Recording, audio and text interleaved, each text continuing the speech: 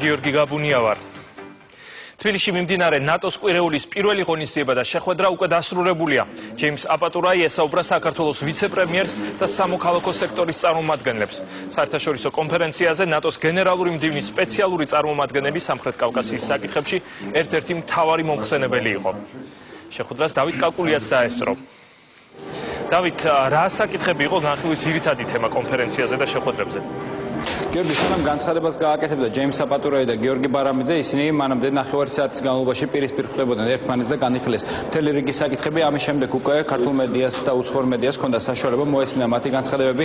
ნატოს გენერალური მდივნის სპეციალურმა წარმომადგენელმა ისაუბრა ჩიკაგოს სამიტის შედეგებზე, აღნიშნა საქართველოს როლი ნატოსთვის და ისაუბრა იმაზე, თუ რა დონის დიდი წვლილი შეაქვს საქართველოს როგორც საერთაშორისო ასევე რეგიონულ უსაფრთხოებაზე.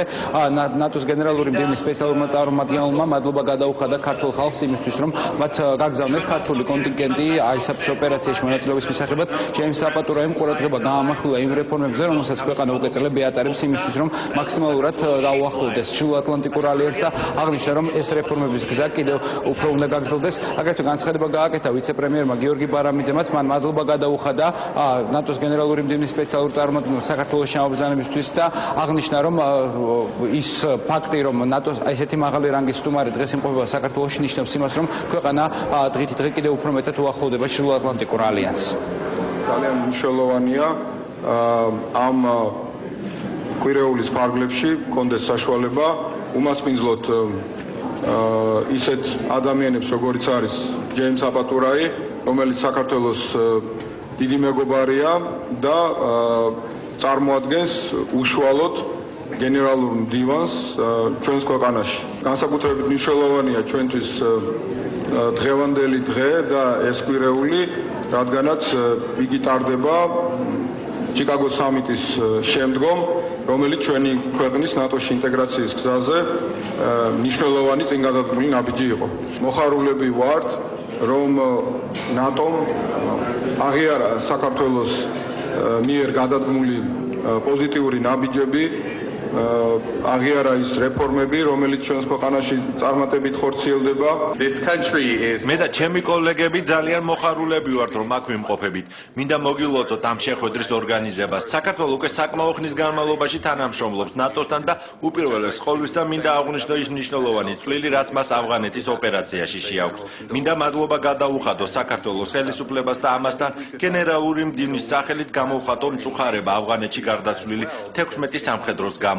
საქართველოს არა მარტო მიისწრაფვის გახდეს ნატოს წევრი, არამედ მუშაობს ამისათვის.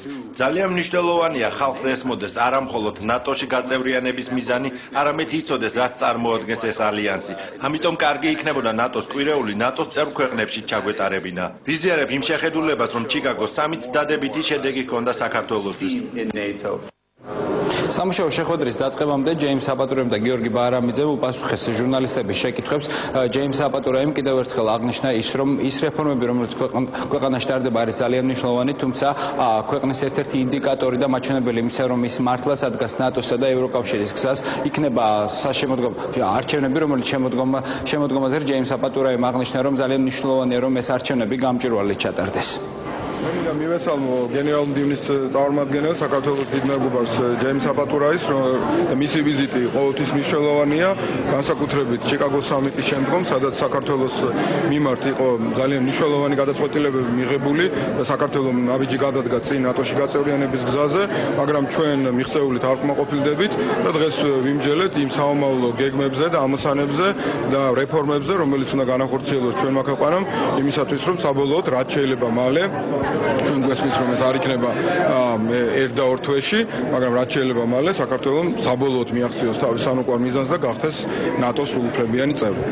უკვე დიდი ხანია საქართველოს მუშაობს იმისთვის, რომ სულ უფრო მიუახლოვდეს ნატოს წევრობას. ის აჩვენებს, რომ მზად არის ამისათვის, აკმაყოფილებს ნატოს მოკავშირეებისათვის აუცილებელ სტანდარტებს და ატარებს დემოკრატიულ რეფორმებს. ქვეყანაში არის დაბალანსებული დემოკრატიული სისტემა. საქართველოს უდიდესი პროგრესი განიცადა, რაც დიდი ხნის წინ დაიწყო და ეს ძალიან შთამბეჭდავია. ყოველი დღე რა თქმა უნდა ახალი გამოცდასავითაა და მომავალი არჩევნებიც კიდევ ერთი ტესტია.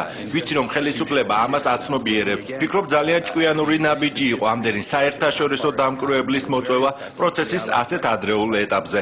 ასე რომ ყველა შეკითხვა შეიძლება გაეცეს პასუხი გამჭირვალე გარემოში.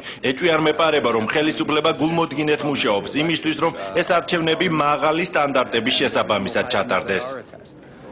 ამ განცხადებების შემდეგ უკვე ნატოს გენერალური მდივნის სპეციალური წარმომადგენელი დაესწრო შეხვედრას, რომელსაც ასევე ესწრებოდნენ სხვადასხვა სახელმწიფო წარმომადგენლები, საპარლამენტო უმცირესობის წარმომადგენლები, ცნობილი ექსპერტები, სხვადასხვა საელჩოს წარმომადგენლები. ყველა შეხვედრაზე ძირითადად ჯეიმს აპატურაის გააცნეს ინფორმაცია ქვეყანაში არსებული მდგომარეობის შესახებ, რეგიონში უსაფრთხოების კუთხით არსებული მდგომარეობის შესახებ გააცნეს ის რეფორმები, რომელსაც ქვეყანა ატარებს. შეხვედრის დასრულების შემდეგ ჩვენ მქონდა საშუალება გავსაუბრებოდით როგორც დიპლომატიური უწყების წარმომადგენლებს, ასევე ექსპერტებს. ისინი საუბრობენ იმაზე, რომ ჯეიმს აპატურაის ვიზიტი არის ძალიან მნიშვნელოვანი და ნატოს უნდა კონდეს ზუსტი ინფორმაცია იმის შესახებ, თუ რა კეთდება ქვეყანაში იმისთვის, რომ ქვეყანა დაუახლოვდეს ჩრდილოატლანტიკურ ალიანსს. Конечно, важные такие визиты. რა თქმა უნდა, ამგვარ შეხვედრებს დიდი მნიშვნელობა აქვს, რადგან არა მხოლოდ პოლიტიკურმა ელიტამ უნდა იწოდეს საით მიისწრაფის ქვეყანა, არამედ მნიშვნელოვანია, რომ ნატოს შესახებ ინფორმაცია ჰქონდეს სკოლებში, უნივერსიტეტებში, სხვადასხვა ქალაქებში. როგორც იცით, ჩიკაგოს სამიტზე საქართველოს ყველა მიღწევა ძალიან კარგად შეაფასეს. მიგვაჩნია, რომ საქართველოს რეფორმების გზით სულა უნდა განაგრძოს. ძალიან მნიშვნელოვანია, რომ ეს კონფერენცია ტარდება, ამიტომ რომ ჩიკაგოს სამიტის შემდეგ განხილვა ვითარების თვალში ჩიკაგოს სამიტზე მithomethot ქვეყანა გახდა ასპირანტი ქვეყანა ნატოში გაწევრიანება სადაკაში, როდესაც სახელმწიფო დინამიკა გააკეთა განცხადება, რომ შემდგომი ნატოს სამიტი აუცილებლად უნდა იყოს გაფართოების სამიტი, ამ დაგეგმვის ძალიან მნიშვნელოვანია კონფერენციაზე ეს მასალები მოიწვიეთ, თუ რა იყო განხილული და თუ რა თანამშრომლობის ეტაპები შეიძლება მომავალში იყოს. ძალიან დიდი პოლიტიკური დატვირთვა აქვს. ზოგადად ამ ღონისძიებას მithomethot ასეთი მაღალი სტუმრის ვიზიტს. შეხვედრა როგორც პოლიტიკურ წრეებთან, ასევე სამოქალაქო საზოგადოების წარმომადგენლებთან, რეგიონების წარმომადგენლებთან ყველაფერი ეს მოწმობს, თუ რამდენად არის დაინტერესებული ნატო თანამშრომლები და რამდენად მაღალია თვითონ ხარისხი ამ ურთიერთთანამშრომლობის. მithomethot ჩიკაგოს სამიტის მერე იხსნება აბსოლუტურად ახალი პერსპექტივები ჩართულობის და თანამშრომლობის გაღრმავების. ჯეიმს აპატურაის თბილისში ვიზიტის პერიოდში დღეს კიდევ რამდენიმე შეხვედრა ექნება, მათ შორის დაახლოებით 9 საათში დაიწყება შეხვედრა საგარეო საქმეთა მინისტრთან გრიგოლ ვაშაძესთან. ამის შემდეგ უკვე ნატოს გენერალური მდივნის სპეციალური წარმომადგენელი საქართველოს პარლამენტში გადაინაცვლებს, სადაც ის საქართველოს პარლამენტის თავმჯდომარისა და საპარლამენტო ოპოზიციის წარმომადგენლებს შეხვდება.